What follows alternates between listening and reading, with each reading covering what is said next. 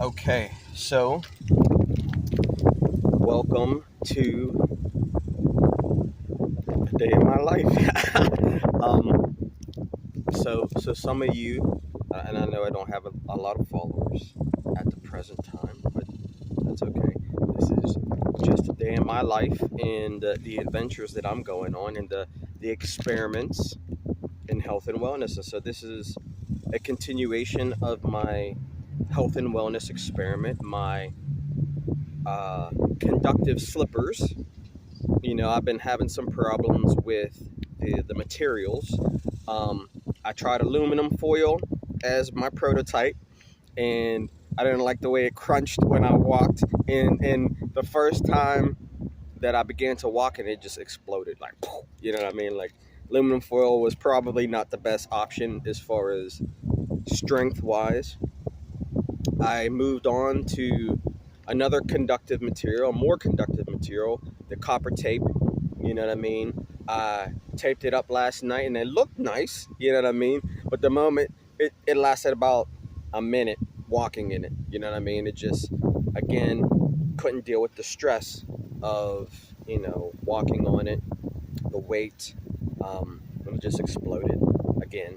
Now I've upgraded my materials I got some door hinges at not Walmart, Home Depot. I got 6 door hinges. Now, I could have just found some doors somewhere and just pulled them off, but you know, I'm not into usually like beat up things. I kind of like what it's okay if I beat them up. You know what I mean? But you know, other beat up things I tend to stay away from. It's just my personality thing. I like things new and pretty, and if I beat them up, I beat them up. Now, here's my grounding sandals that I've been using. And as you can see, the soles on the bottom of it are wearing from me dancing in them all the time. And so I paid $100 for these grounding sandals, which I love them. They're comfortable.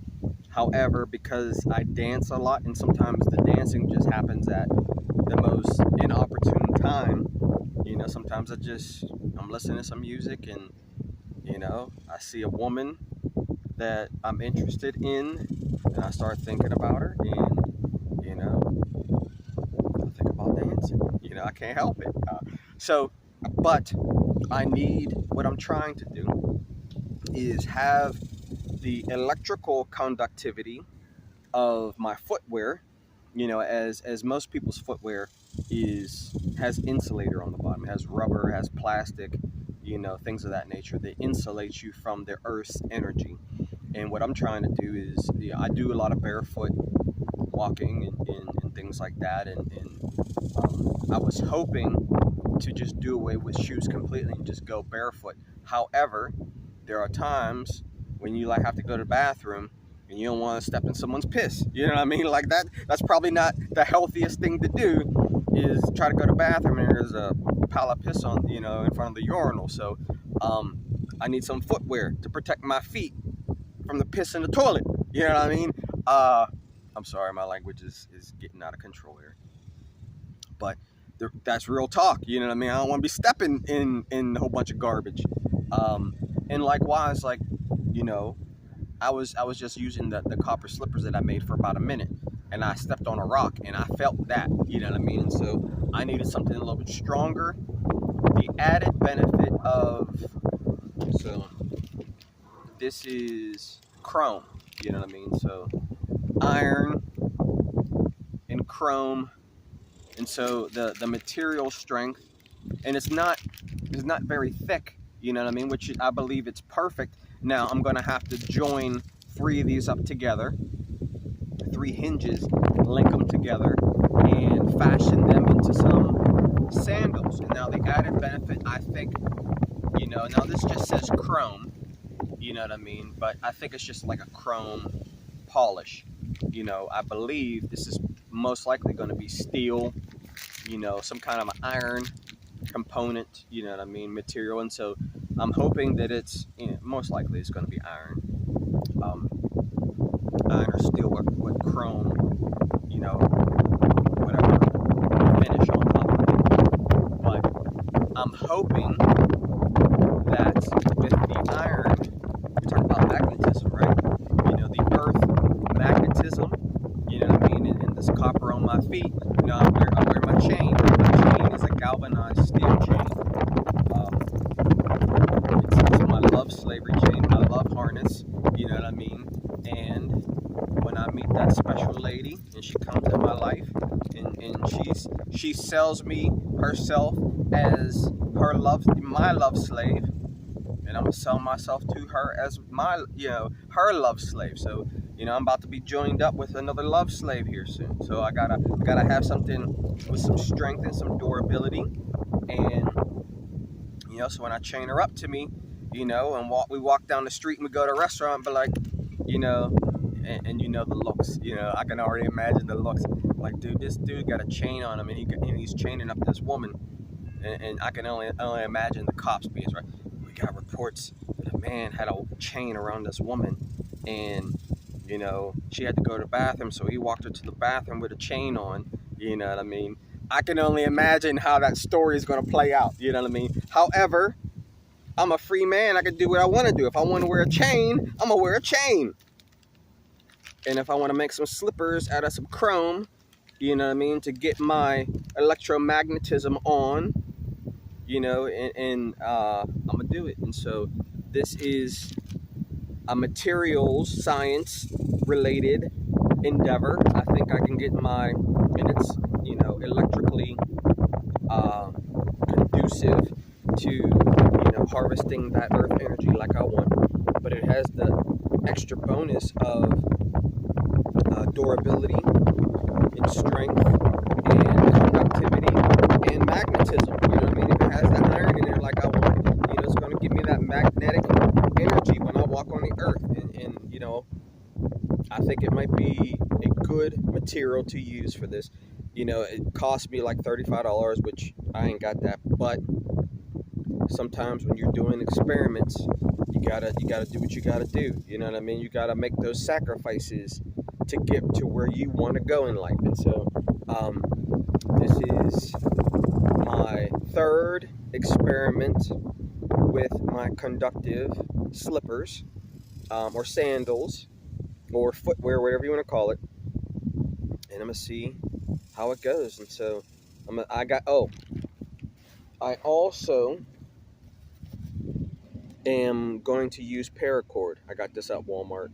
I don't know. So all in all, it's probably about $40 or so in materials. But I'm gonna, you know, with the holes in this, I'm gonna use the paracord and, you know, put some paracord in the holes, join up 3 hinges to get. So these are 4-inch hinges. You know what I mean? Because I figure like 4 inches would be probably better for the width of my feet. And so basically, if I join 3 together, that'll be 12 inches of length and 4 inches wide. You know what I mean? And so join 3 of those up with some paracord, wrap the front and the back with the paracord as well, and wrap it around my ankles, and it should be, you know, secure to my legs, and I can just walk around with my sandals and do my experiment. And so I believe the chrome steel is going to be a better material for what I'm trying to do.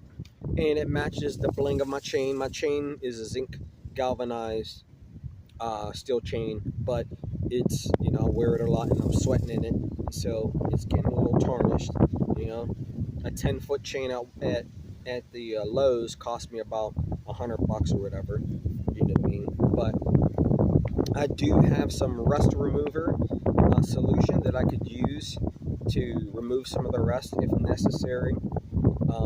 I could try to like blue the steel. You know what I mean? You know, bluing steel kind of removes that rusting coat. Well, I think you have to remove the rust first and then heat it up so to a certain temperature and dip it in some oil and let that blue the steel to keep it from rusting. That's a possibility that I could try to help protect it from the rust. But for now, moving on to my sandals, and so I'm going to try to see what I can build and make from some common everyday items. You know,